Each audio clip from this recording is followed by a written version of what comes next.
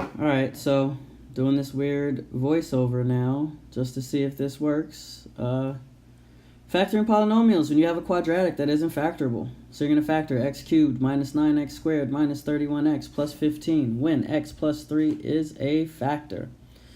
So sooner or later I'm going to start writing something. Oh, there we go. I started writing.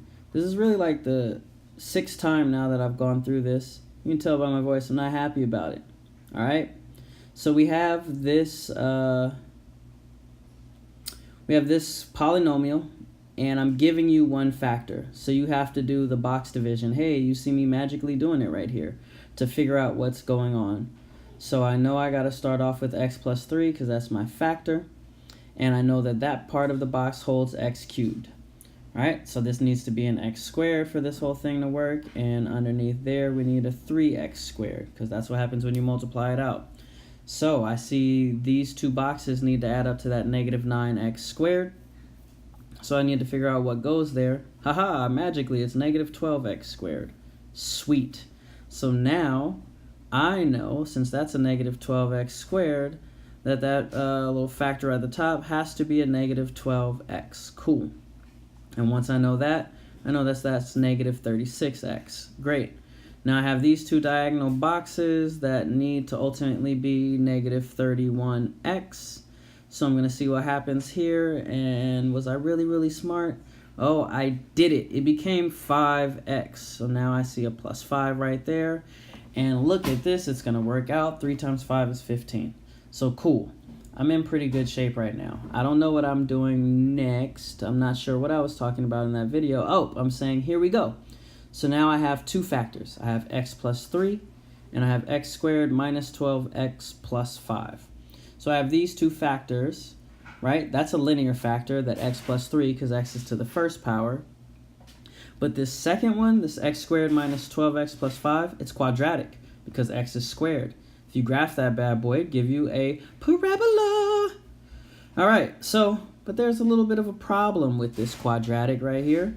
As I think I'm about to show you, if you tried to factor this quadratic, you will notice that it's not really possible because blank times blank would need to equal 5, but blank plus blank needs to equal negative 12.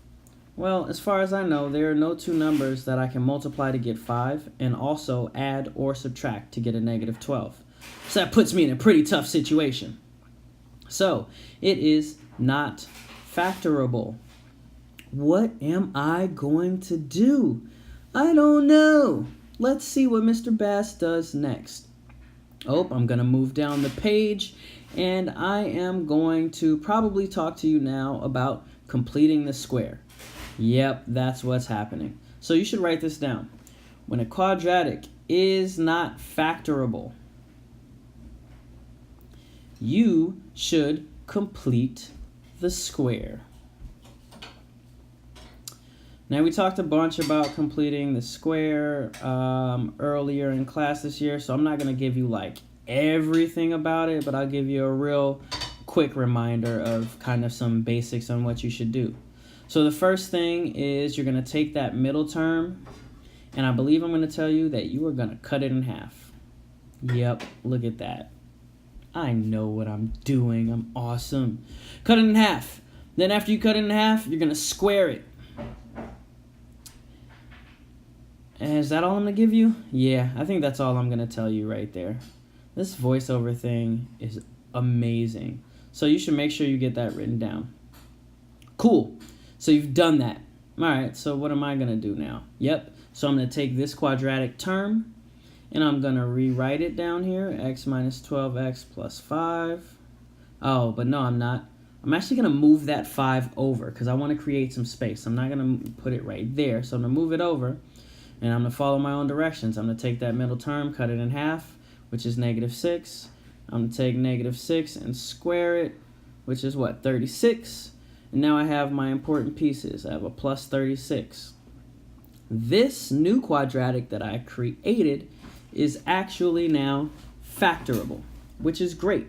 That's what I want. I can't just go in there and add 36 and it's just all good. That takes my equation all out of whack. So I'm going to have to do something else. Yep.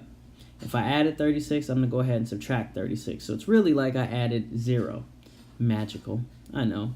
Now I'm going to do this little thing, and I'm going to move this over, and the box isn't going to move, so I'm going to be like, ah, man. And then I'm going to try it again. See, I can predict the future. Wait, because I did this and I recorded it with no sound, so now I have to, like, voice over it. That's awesome. It's a great way to spend a Saturday, guys. All right. So now that I've moved that over, I'm going to say that I'm going to factor that quadratic. But notice I already know all the work. It's x minus 6 squared. That's the whole reason why we completed the square. Right? So we don't really have to do that all over. And I'm going to do something else. What am I doing? I don't remember what I was talking about. Oh, and I was trying to figure out what 5 minus 36 was. That was negative 31. And now I set it equal to 0. Once I set this thing equal to 0 and solve it for 0, I'm now at the process where So what I was saying is I'm now at the process where I am actually finding a root. So now I'm just going to solve this using algebra like we've been doing, because that's how we get down. So I'm going to add 31 on both sides. X minus 6 squared equals 31. Now I'm going to have to take a square root because I got to get rid of that squared. Take a square root on both sides. So I have x minus 6 squared equals plus or minus the root of 31. Cool. So now I can still do this. Okay, so I need to add 6 to both sides. Plus 6 and plus 6. But I'm actually not going to keep the 6 there. I'm going to put it in front because it just works out better. So 6 plus or minus the root of 31. Yep, you can see why I put the 6 in front over there. So now I have these roots. I have two roots. X equals 6 plus root 31 and x equals 6 minus root 31. But I got to do some stuff with it. Oh, I'm going to tell you something to remember. Here it is. So, remember, factors are like the opposite. I think that's what I'm going to say. They're like the opposite of the roots. Yeah, that's what I said. This is weird trying to remember exactly what I was saying. Okay, so I'm gonna say that these are my roots here, so I need to find some factors, and I'm just writing out those roots again, full service, so there's no room for confusion. And now I think I'm gonna start writing them as factors. Ooh, look at that, it's happening. I looked up to see what my other factor was. I was like, oh yeah, the first factor was x plus 3. So I'm gonna write that one down. And then I'm going to write my two factors. So it says x minus 6 plus root 31. And my other factor is going to say, oh, I'm going to do something magical. Yep, I'm going to take that, slide it over. Nice. And then it's going to say x minus 6 minus root 31. Perfect. 3 factors for a third degree polynomial. That is how it should work. And that's what I was checking. I was like, was this really third degree? And I was like, yes, it was. It started with the x cubed. Fascinating. Good work, Bass. All right. I think pretty soon I'm going to start changing the page. So this page is probably going to flip over. Let's see. Oh, there it is. There it is. All right.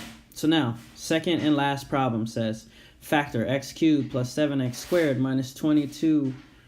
That should say 22x, not x squared. So make sure you write that. Plus 14. And I'm telling you, x minus 1 is a factor. All right. So pretty soon I'm going to start writing the magical box. Oh, you should do this on your own. That's what I was just telling you. Do this part on your own. Tell me what the resulting polynomial is. No, sorry. The resulting quadratic. That's what I was asking you to do. So if you could do it before me, that would be great. All right, so I put in the x cubed. I knew if I had negative 1x and 8x, that would get me to 7x, that middle term, 7x squared. And then I figured out all the rest of those pieces. Then I knew that I needed a negative 8x plus something else. That was going to give me a negative 22x. I was thinking, what number could it be? And then I figured out that, oh, that is a negative 14. So I went ahead and put that negative 14x in, and then I could figure it out from there. It gave me a negative 14, and ultimately it gave me my final term of a positive 14. So that worked out nice and pretty, just how I liked it. So then I'm guessing what I would do next is start writing down all the factors I know so far. So I know x minus 1, and I know x squared plus 8x minus 14. Cool. I might remind you that this is a quadratic, this x squared plus 8x minus 14, but it cannot be factored because there are not two numbers that I could multiply to get a negative 14 and also add to get an 8. So there we go. Now I'm writing it. This is a quadratic that is not factorable. So again, I'm going to turn around and complete the square. That's my guess. So I'm probably about to rewrite it pretty soon. All right, I got x squared plus 8x, and then I'm probably going to write that minus 14 with some space. I'm going to take that middle term and cut it in half, which is a 4. I'm going to take that 4 and square it, which is a 16. And I'm going to start putting them in their respective places. So I have plus 16. Now I have and I had to do the minus 16 because I can't just add 16 and without subtracting that same 16. Now I showed you where my quadratic is, that is factorable, x squared plus 8x plus 16, which we already know is x minus 4 squared because that's why we did completing the square. And 14 minus 16 is negative 30. All right, so now I think I'm going to talk to you about roots again. Oh, yeah, because I'm going to be like, yeah, once we set it equal to 0 and solve, we are looking for roots. So I think I'm going to have you write those notes in here. Yep, there it is. Star. Once you set the equation equal to 0, you are officially finding roots. And that's a key, knowing the difference between roots and factors. So I'm going to probably go over here now and find this root using some algebra. Plus 30 on both sides.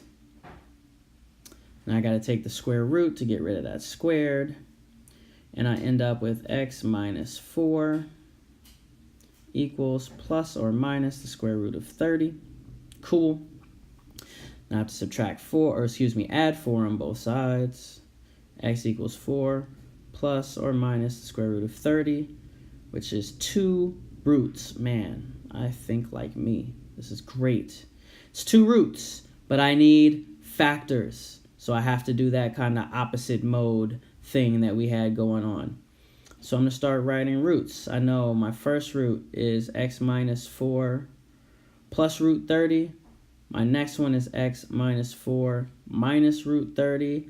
And my first factor that we had from the very top, I probably had to glance up and look here. Oh, what is this?